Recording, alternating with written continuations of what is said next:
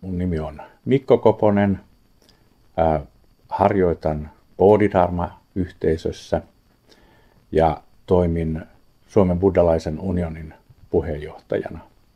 Eli olen näkemyksiltäni lähinnä buddhalainen, ennen kaikkea harjoitan buddhalaista meditaatiota.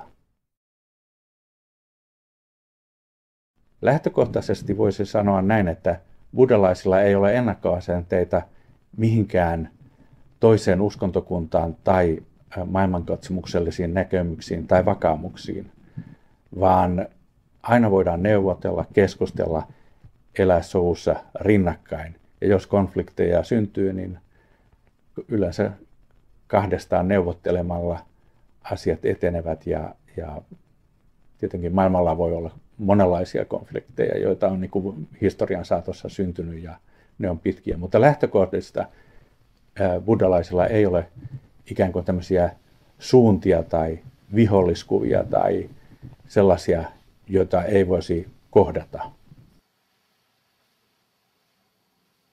Näen tärkeäksi, että Suomessa on aloitettu tämmöinen uskontodialogi ja monilla eri tasoilla.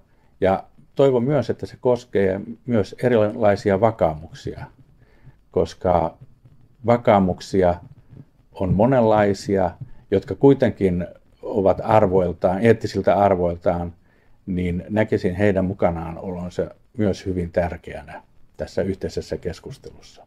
Toimiminen ja keskusteleminen muiden uskontokunnissa on varmasti hedelmällistä. Ja näkisin tässä vaiheessa, kun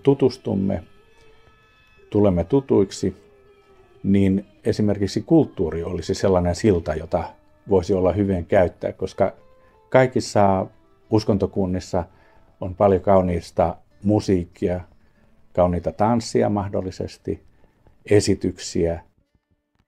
Ja tavallaan siellä yleensä on ne parhaimmat arvot, jotka tulee. Ja sen takia esimerkiksi tämmöinen kulttuurien kohtaamisen juhla voisi olla erittäin hyvä, jos järjestettäisiin, jossa erilaiset näkemykset ja esitykset pääsisivät oikeuksiin.